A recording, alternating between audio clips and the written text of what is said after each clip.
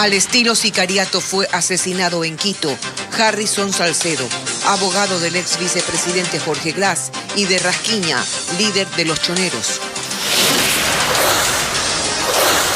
Nuevos incidentes se reportan en la penitenciaría del Litoral. Autoridades intentan controlar un presunto amotinamiento. En la Corte Constitucional se analiza una resolución sobre la despenalización del aborto en casos de violación.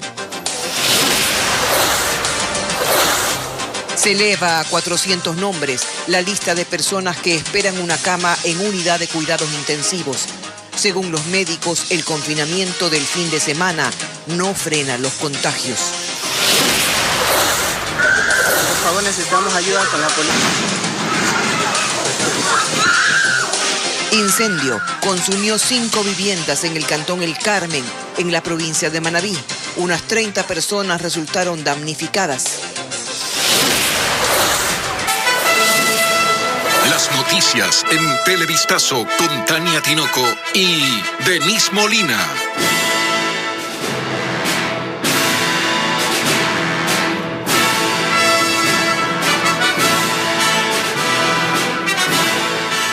Buenas tardes, amigos televidentes. Comenzamos esta emisión informándoles que sicarios asesinaron al abogado Harrison Salcedo mientras conducía su vehículo en el norte de Quito. Denise. Tania, amigos, buenas tardes. La policía estableció un cerco en la escena del crimen para recabar evidencias y testimonios. Andrea Marín con los detalles de este suceso. Cerca de las 9 de la mañana de este miércoles, en el sector de la República y 6 de diciembre, en el norte de Quito, un hecho de sangre conmocionó a moradores y trabajadores del lugar. Una serie de disparos los alertó. En la escena del delito se trata posiblemente de un sicariato. En este momento estamos levantando indicios. Se encuentra criminalística aquí, realizando todas las actividades técnicas para determinar responsables. Esta camioneta terminó estrellándose contra el cerramiento de una concesionaria de vehículos, luego de que su ocupante recibió varios impactos de bala. En el interior yacía muerto el abogado Harrison Salcedo, defensor, entre otros, del ex vicepresidente Jorge Glass. Así lo confirmó la policía en su cuenta oficial de Twitter. Policía Nacional está activada en este momento. Todo el eje preventivo, investigativo y de inteligencia en la localización de los sospechosos y responsables de este evento criminal. Levantándose todos los indicios, se han desplegado los 3 ejes policiales, más las unidades especiales y las provincias colindantes a fin de cerrar los pasos a frontera provincial. Según testigos, la camioneta negra, conducida por Salcedo, bajaba por la calle Noboa Camaño en sentido oriente-occidente, presuntamente perseguido por un vehículo tipo sedán, desde donde se ejecutaron los disparos. La víctima murió y el vehículo bajó sin control hasta estrellarse contra la concesionaria. Escuché los tiros y yo estaba comprando pan. Y de ahí yo ya vi que ya se amontonó la gente ahí. ¿Cuántos tiros bajó? Como 5 o 6. En medio de escenas de dolor, familiares y amigos llegaron al lugar.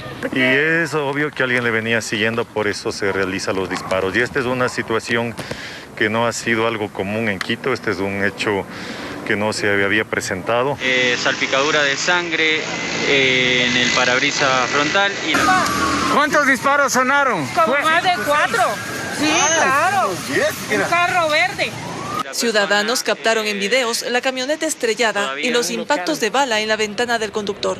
La policía recogió información en base de las evidencias, casquillos de bala que quedaron en las vías. Tras las pericias, el cadáver fue sacado de la camioneta y trasladado por medicina legal para los trámites de ley. Harrison Salcedo fue conocido por ser abogado del ex vicepresidente Jorge Glass y del líder de los choneros Jorge Zambrano, alias Rasquiña, quien también fue asesinado. Defendió al ex asambleísta prófugo Eliseo Azuero en el caso Hospital de Pedernales y a 2 agentes de la Agencia de Tránsito de Quito en el caso de la venta de insumos médicos que involucra a miembros de la familia Bucaram. Jacqueline Rodas con un recuento. Harrison Salcedo saltó a la esfera pública como defensor del ex vicepresidente Jorge Glass, quien ya cumplía su sentencia en la cárcel de La Tacunga por el caso Odebrecht. Interpuso hasta el momento sin éxito varios recursos para que quede libre y también fue su abogado principal en el juicio del caso Arroz Verde o Sobornos, en el que Glass también fue condenado. Luego defendió al líder de los choneros, Jorge Zambrano, alias Rasquiña, quien en inicio fue sentenciado a 20 años de prisión por asesinato.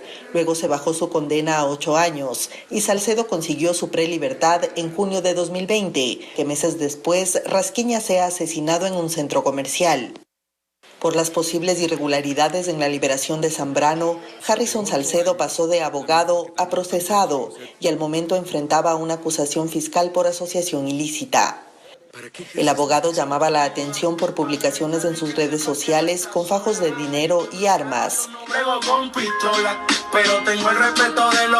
Y por sus videos para promocionar su estudio jurídico. Además, patrocinó al exasambleísta prófugo Eliseo Azuero en el caso Hospital de Pedernales y a los 2 agentes metropolitanos de tránsito vinculados a la supuesta red de venta de insumos médicos en la que se procesa al expresidente Abdalá Bucaram y a su hijo Jacobo. Poco después del asesinato del abogado Salcedo, se desató un levantamiento dentro de la penitenciaría del Litoral. El ministro de Gobierno confirmó hace poco a través de una red social que ha reforzado la seguridad del centro carcelario para recuperar el orden.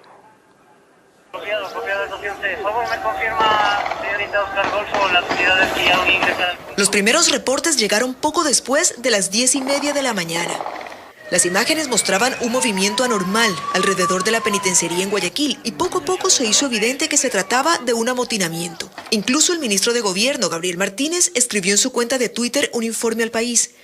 Dice que ante los disturbios registrados esta mañana en la penitenciaría de Guayaquil, la policía trabaja junto al Servicio Integral del Ecuador para controlar y poner orden. Fuimos testigos presenciales. Héctor Vanegas, abogado penalista, cuenta que se encontraba en su oficina en una audiencia virtual con su defendido que estaba en la penitenciaría cuando comenzaron los disturbios. Y en plena audiencia, instalados con la jueza, con el fiscal, con los demás colegas abogados, se empezaron a escuchar disparos.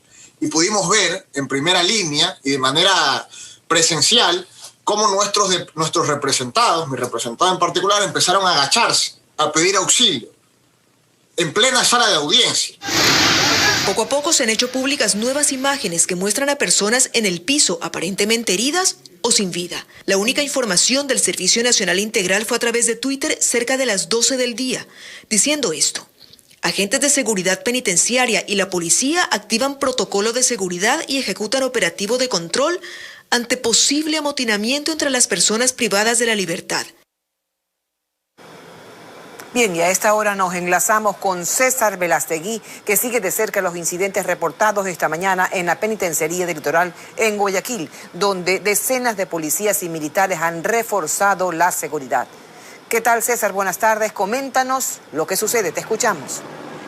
¿Qué tal? Muy buenas tardes. Cerca de las 10:30 de la mañana se dio la voz de alerta acá en la penitenciaría del Litoral del Guayas, en donde se inició un amotinamiento por parte de los reclusos de 2 pabellones, el 6 y el 9. Según versiones de algunas personas que lograron ser evacuadas, entre ellos familiares de algunos internos, ya que era día de visita conyugal, al igual que personal administrativo y de salud, señala que de un momento a otro los internos empezaron a disparar y se ingresaron violentamente a uno de los pabellones. Una vez conocida la alerta, a este punto han llegado grupos especiales de la policía, tanto de operaciones especiales como de intervención y rescate, la unidad de explosivos.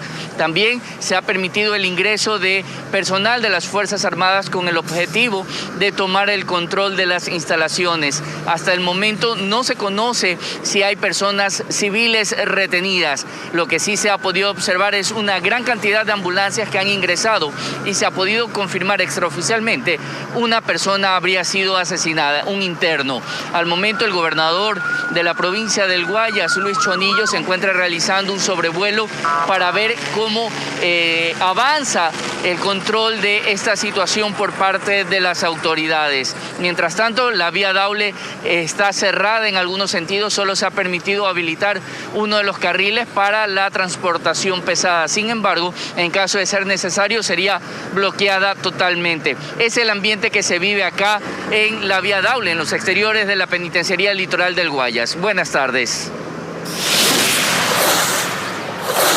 Gracias por el informe y tenemos con nosotros vía telemática al ministro de Gobierno Gabriel Martínez, voz oficial, para confirmar si hay víctimas, el número de víctimas y heridos por estos nuevos incidentes en la penitenciaría del Litoral. Gracias, señor ministro, por atender esta entrevista. Buenas tardes, Tania. ¿Tenemos número de víctimas? ¿Podemos confirmar víctimas? Y si la situación en la penitenciaría ha sido controlada. En este momento la situación está completamente controlada. El incidente generó el fallecimiento de 4 internos. Tenemos 2 internos heridos y 37 personas PPLs detenidos. El ingreso de la policía fue rápido. Obviamente, al contar con armas de fuego, los PPLs, pues se tuvo que hacer con rigurosidad, se tuvo que hacer con cautela, pero lo importante es que se ha controlado la situación. Se dispuso inmediatamente, como ya teníamos previsto con antelación y con anticipación, equipos en todas las cárceles del país, las de más alta peligrosidad, para evitar que esto se convierta en un segundo acto de los trágicos eventos de febrero de este año. De esta manera estamos ya haciendo una requisa mucho más intensa y obviamente pues tenemos que intensificar estos esfuerzos de requisas que se han venido realizando de manera semanal, porque obviamente los reclusos no pueden tener este tipo de armamento y tenemos que detectar quién es el que lo permite, cómo es que están haciéndolo, más allá de los esfuerzos que hemos venido realizando y que obviamente han surtido un efecto importante, que esto no se replique en otras cárceles y que no escale la cantidad de muertos como tuvimos 79 justamente en febrero pasado. Señor ministro, lo ocurrido en la penitenciaría del Litoral, donde es claro que hemos tenido resultados de inteligencia policial, lo ocurrido en la penitenciaría hoy, ¿tiene relación o no con el asesinato tipo sicariato de Harrison Salcedo? Mire, nosotros conocemos que parte de los clientes, o uno de los clientes importantes del señor Salcedo justamente fue JL, el líder de la banda de los choneros, y miembros de esta banda delincuencial, cuyos miembros, pues muchos están dentro de los centros de reclusión del país.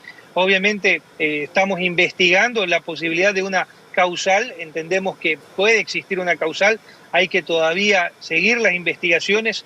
Cualquier información preliminar podría complicarlas, pero estamos trabajando para poder determinar las causas, el móvil del asesinato, del sicariato del abogado Salcedo, y se dispuso un operativo policial para poder dar con los gatilleros que realizaron el acto. Gracias, ministro Martínez, por recibirnos en esta entrevista vía internet. Gracias. Es preciso recordar lo que nos ha dicho el ministro. Ha confirmado que existen 4 internos muertos, 4 privados de libertad que murieron.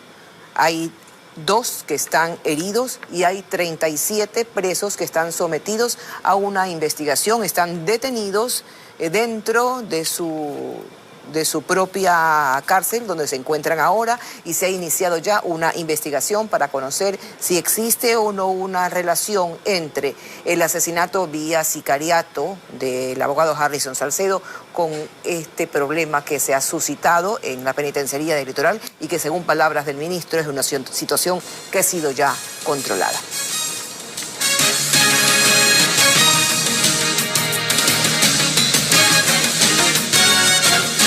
Seguimos informando. Colombia es escenario de protestas y vandalismo en una jornada convocada por organizaciones indígenas y sindicatos. El gobierno lamenta que los manifestantes no entiendan la gravedad de la pandemia y la tercera ola de infecciones en ese país, y ha dicho que las marchas de hoy serán los contagios de mañana.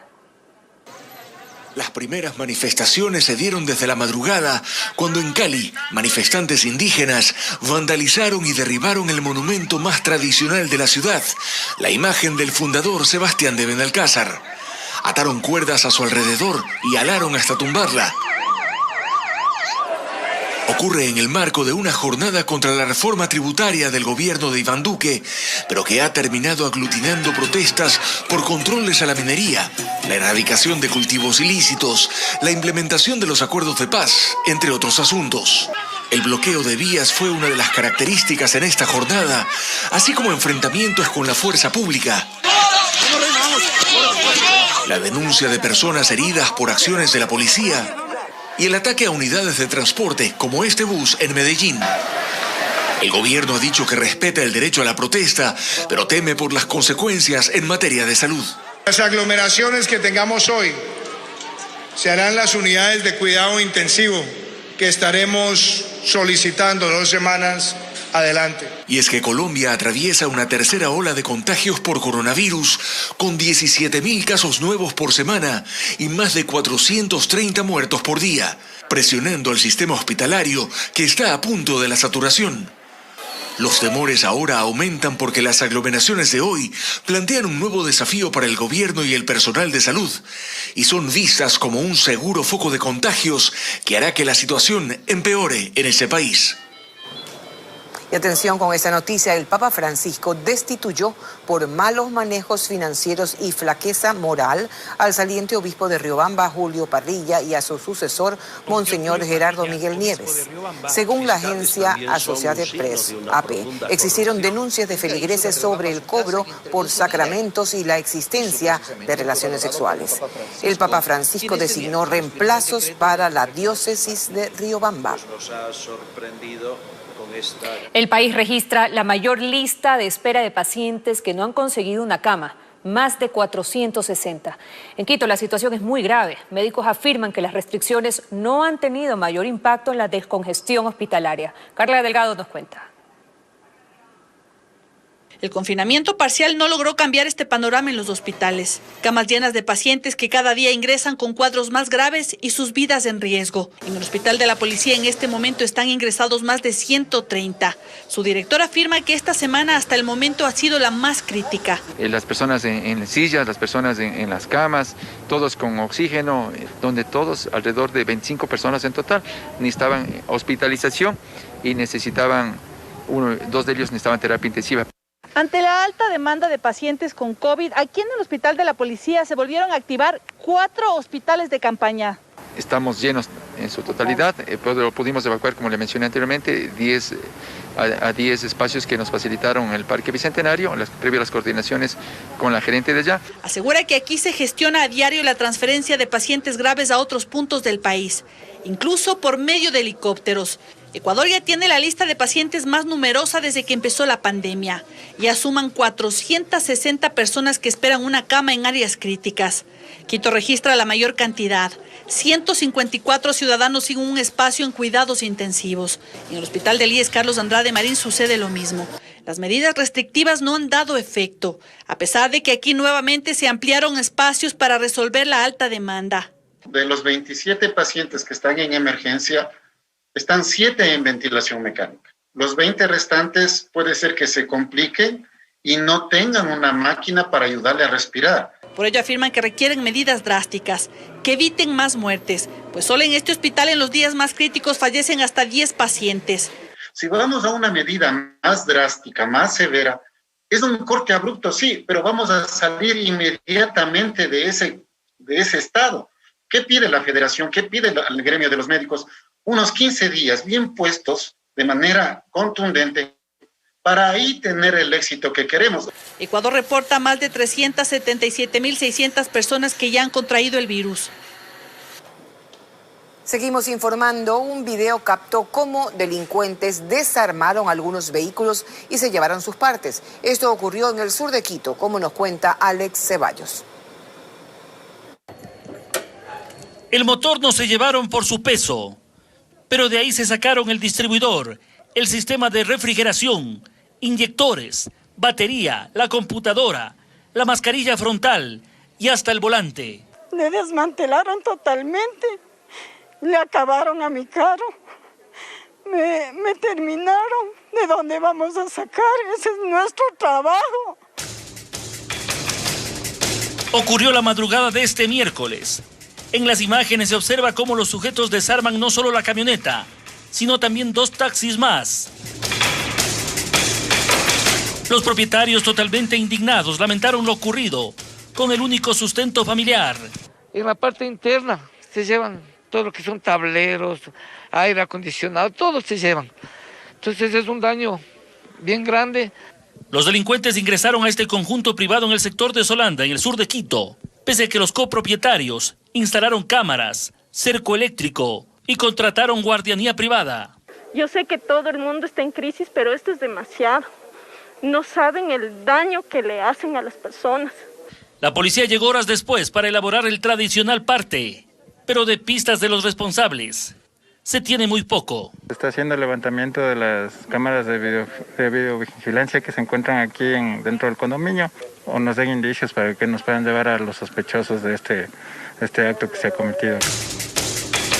Los habitantes muy asustados solicitan ayuda a las autoridades frente a una ola de robos que atemoriza a la población. Confusión y desorden en el proceso de vacunación. Esta mañana en el Centro de Exposiciones Quito, varios adultos mayores exigían respuestas, pues han pasado 2 meses desde que se inscribieron y no han recibido el llamado para ser inoculados, y otros siguen a la espera de la segunda dosis. Andrea Báez conversó con las autoridades de salud, quienes afirman que por problemas de datos aún no se han enviado las confirmaciones. Muchos son los llamados, pero pocos los escogidos. Aquí parece cumplirse este adagio, pues van a ser casi 2 meses desde que este adulto mayor se inscribió y aún no lo llaman para la vacunación. Hoy venimos madrugando y hasta estas horas pues todavía no nos dejan entrar. Hace más de 2 meses que estamos inscritos y nadie llama. Con su celular en la mano y un mensaje de texto ya dice que le dijeron que sí, que estaba inscrita y que la llamarían, pero nada. El 18 de marzo que estoy inscrita. Yo tengo 73 años y tengo pendiente una operación. No me van a operar mientras no esté vacunada. Todos llegaron al Centro de Exposiciones Quito. Otra vez la confusión y preocupación, pues algunos no los convocan para vacunarse y a otros no les notifican a qué lugar deben ir para obtener la segunda dosis. Yo he llamado al 171 el día de ayer, he pasado llamando y me han dicho que me acerque al punto donde recibió la vacunación, la primera dosis. Eso es en el central técnico. En el central técnico me dicen que venga acá. O sea, yo no sé a qué está jugando el ministro. Ante nuestras cámaras salieron funcionarios del Ministerio de Salud Pública para explicarles que por ahora podían vacunarse, pero que no los llaman porque hay errores en la base de datos y que tengan paciencia. Algunos errores con un número de celular que no está bien o un correo que no está bien y probablemente en este cruce de bases ha generado demora. Esperemos un poquito más, esperemos un par de días. Además, las autoridades han mencionado que cualquier persona mayor de 85 años podrá acercarse a cualquier centro de vacunación para recibir la inoculación. Si tiene 18 años y más y tiene discapacidad del 50% en adelante, aunque no tenga agenda, tiene que venir a vacunarse. Además, la funcionaria aclaró que en Quito, solo en el Colegio Benalcázar y en el Centro de Atención Temporal Bicentenario se está aplicando la segunda dosis. Esto ocurre tras 2 días de que más de 100 adultos mayores tuvieron que esperar bajo la lluvia y el frío para ser inoculados hasta altas horas de la noche. Seguimos con más información. La Corte Constitucional analiza una demanda de inconstitucional contra 2 artículos del Código Orgánico Penal que castiga el aborto por violación. Grupos a favor y en contra se reunieron en las afueras del organismo. Patricio Díaz estuvo allí y nos cuenta que la resolución puede tomar todavía algún tiempo. Desde antes de las 10 de la mañana, las organizaciones demandantes estuvieron en las afueras de la Corte Constitucional, pidiendo que el Pleno del organismo despenalice el aborto en casos de violación y explican por qué. Se impide al 99% de la población acceder a un aborto legal en caso de violación, si lo deciden, ¿no? Las expone a la clandestinidad, a la muerte, vulnera su integridad y todos sus derechos humanos. Las organizaciones que rechazan el aborto se fueron también reuniendo poco a poco a un costado de la vía. De su lado, consideran que la Corte no podría pronunciarse sobre el tema porque es algo que le corresponde a la Asamblea o a una reforma constitucional. Ellos no pueden legislar, ellos no pueden cambiar la Constitución y tampoco pueden cambiar el Código Penal. Además, tomando en cuenta que ya los legisladores, tanto en el Código de Salud como en el Código Penal, le dijeron no al aborto. ¿Pero qué dice la ley? El artículo 150, que es el demandado, señala que el aborto no será punible solamente si se ha practicado para evitar un peligro para la vida o salud de la mujer embarazada y si este peligro no puede ser evitado por otros medios. Igualmente, si el embarazo es consecuencia de una violación en una mujer que padezca discapacidad mental. Esta última parte, para los grupos demandantes, discrimina a otras mujeres que también sufren violación. Deben tener ellas y también todas las mujeres, adolescentes y personas con capacidad de gestar que han sufrido violencia y que producto de eso el Estado les fuerza a tener un embarazo tortuoso.